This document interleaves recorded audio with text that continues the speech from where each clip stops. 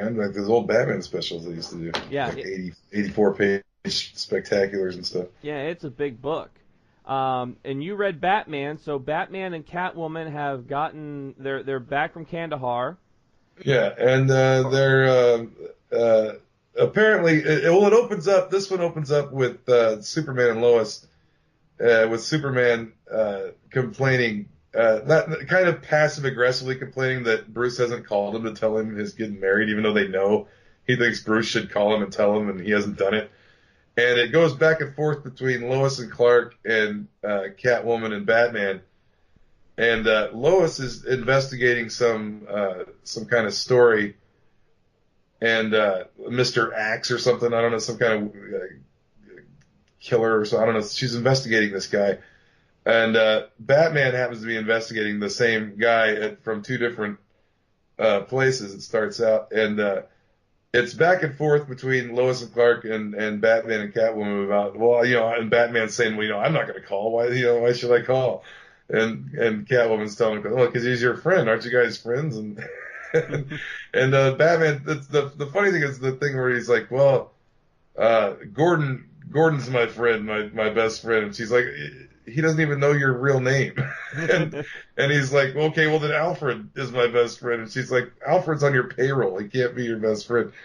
And so she's trying to tell him, look, Clark's your friend. You should call him and tell him what's going on. And then on the other side, you got Clark saying, well, he's marrying a supervillain. We can't go around them and reveal my identity to a supervillain. And so there's that going on.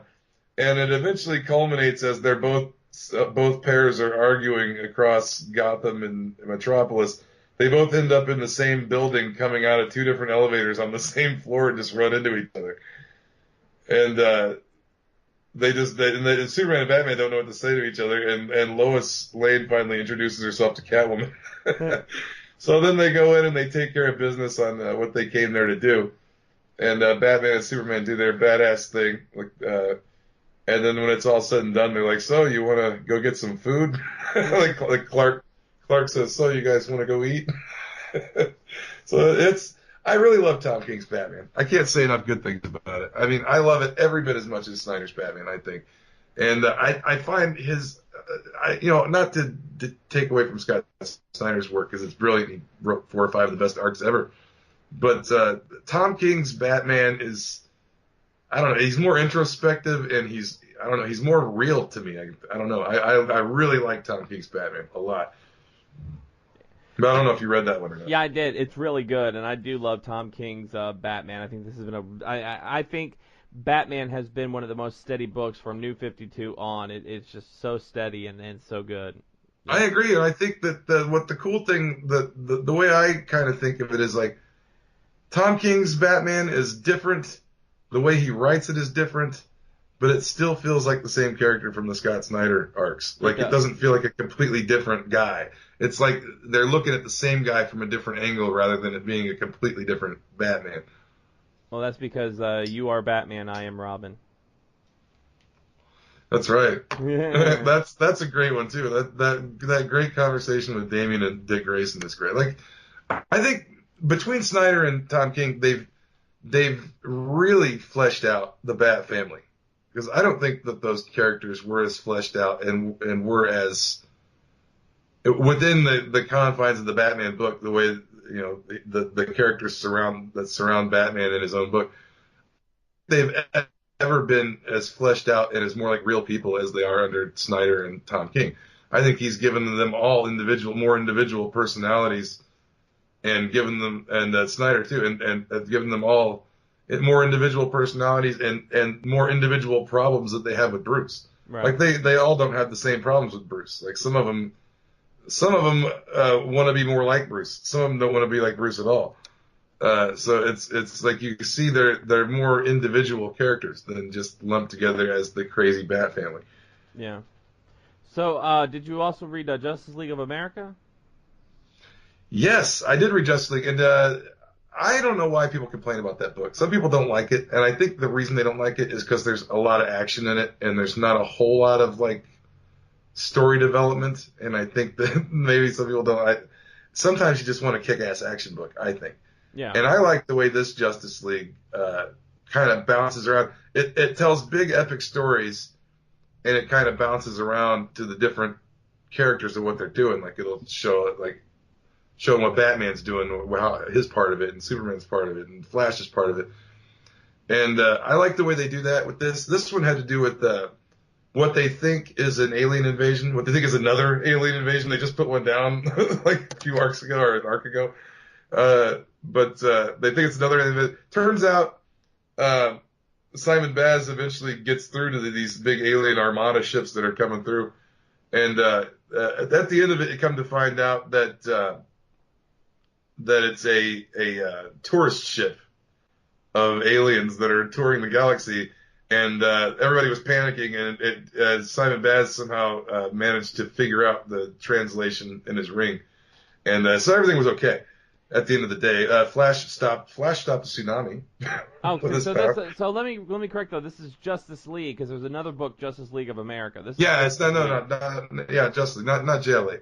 Okay. JLA's pretty good too. I like that one too because they were doing. It didn't come out this month, but for the last few months they've been doing. It's been a Ray Palmer focused story in like the microverse, and it was really. I thought it was just a really good. Besides the fact that it's superheroes in it, it was just a really good science fiction story about the microverse and shrinking and all that cool shit with Ray Palmer. But yeah, JLA's a different book. But Justice League, I like that book a lot. I actually like both of them, I'll say. But this month, once again, alien invasion. Well, not really. It turned out it wasn't an alien invasion, but still very good. I like the way they move it around. I like the way it moves.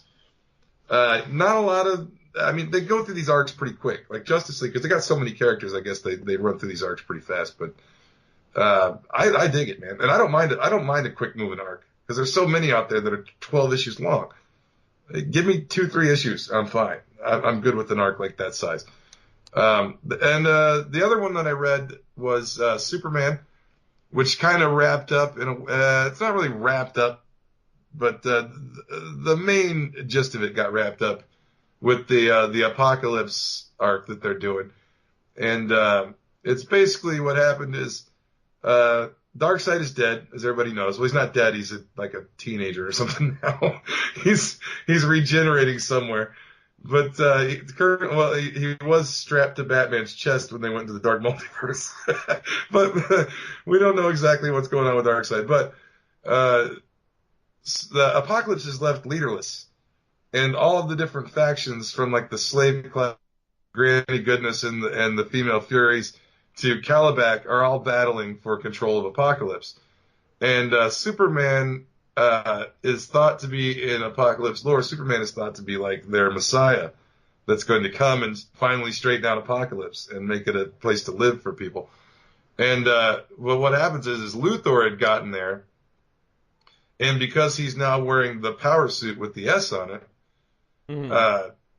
they believed him to be the Superman, the savior that they were waiting for. And they find out he's a false prophet, and they beam Superman and his family to Apocalypse. And so he stops him from killing Luthor, and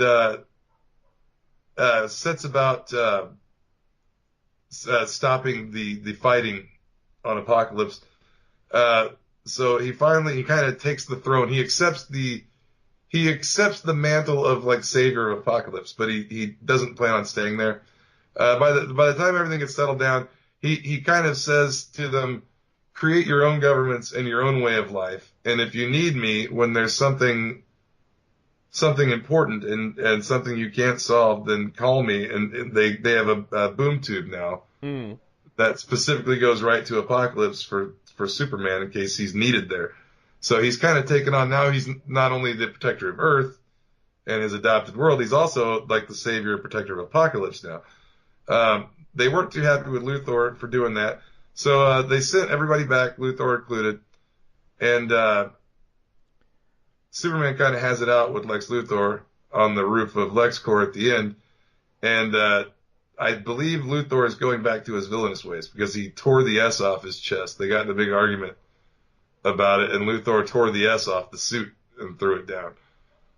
So he's kind of pissed at Clark right now, because up till now Superman had said, well, things are different in this universe. I'm kind of new to this. Everything's different. The timeline has changed. Maybe this Luthor is on the up and up. So he's been giving Luthor a chance. And so Metropolis has kind of had two Supermen for like the last, few arcs of Superman. But Luthor is now, they've kind of run head to head on this apocalypse thing, and Superman's pissed at him, and Luthor is pissed enough to rip the ass off of his super suit. So we'll have to see where that goes. But I thought the arc was really good. I thought the covers to this arc were kind of cool because they resembled more Kirby. They had like a lot of Kirby crackle on them, and like a lot of like shadow and stuff like Kirby would draw, because it was referencing all of his fourth world characters.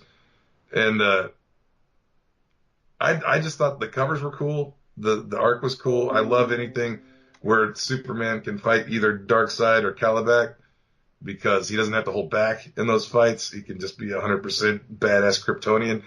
When he's fighting regular Earth villains or anything else, he's got to hold back.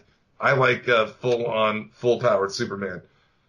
So it was good for that. And I just dig anything with Apocalypse. Had Granny Goodness in the Female Furies. Lois Lane actually became a Female Fury, which was pretty cool. Jonathan Kent riding one of those giant wolves of Apocalypse, the big armored wolves. It was all in all, it was really good. I really dig Superman with it. Since Rebirth, Superman has been spot on, I gotta say.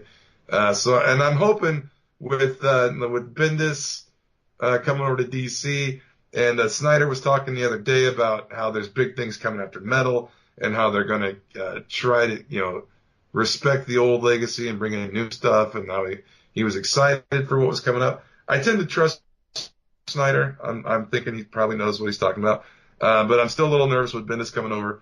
So I'm just hoping they leave Batman and Superman relatively alone, because right now with Tom King and the way Superman is going, I don't want that to be altered, the writing teams and the art teams, because I think it's great. I think everything at DC is great right now, man.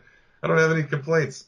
One of the other ones I checked out this week real quick was Harley and Ivy meet Betty and Veronica. I didn't see that one. A partnership with Archie Comics. So the gist of it is Harley and Ivy run afoul of Zatanna, and they get zapped, and their consciousness take over the bodies of Betty and Veronica in the Archie Comics. It's not a physical manifestation of the heroes in the Archie world. They were just sent there. Yeah, they're in the different bodies. So their consciousnesses are in the bodies of Betty and Veronica, and they see it as Harley wants to find Zatanna right away and get zapped back to her own body. But okay, so does this mean that Harley Quinn and Poison Ivy now reside in the? They've now rubbed elbows in the same universe as the Punisher. Yeah, pretty much. So now they exist in the Archie universe too. Yeah. So, but Poison Ivy sees it as a good thing because Veronica's dad, Mr. Lodge, wants to basically bulldoze and then develop on top of a swamp, and Ivy's not going to have any of that, deforestation. So that's the gist of this one. Is you've got kind of a body swap, a body swap type of storyline going on there. But there's so many more from DC this week. Black Lightning, Batman Teenage Mutant Ninja Turtles 2 is out. I sadly did not get to that one in time for a review, but I'm definitely going to be checking that one out. Yeah, I should have that in my box at the shop, so I'll get to that eventually. Yep. But we want to thank you for joining us on our Holiday Wishbook show. Crystal will tell you everywhere we are on any given week. The Nerd Rage Renegades are on the air every Wednesday on Podbean, Stitcher, Player FM, iTunes, Google Play, and every Thursday on GamingRebellion.com, Filling the Void Podcast Network, and now iHeartRadio. And then, of course, you can follow Chief at SpaceChief75, me at the Nerd Rage Renegades Twitter, on Facebook at NRR Truth Radio. That's Facebook.com/NRR Truth Radio. And, of course, next week we will be back with Miss Olive Glass. She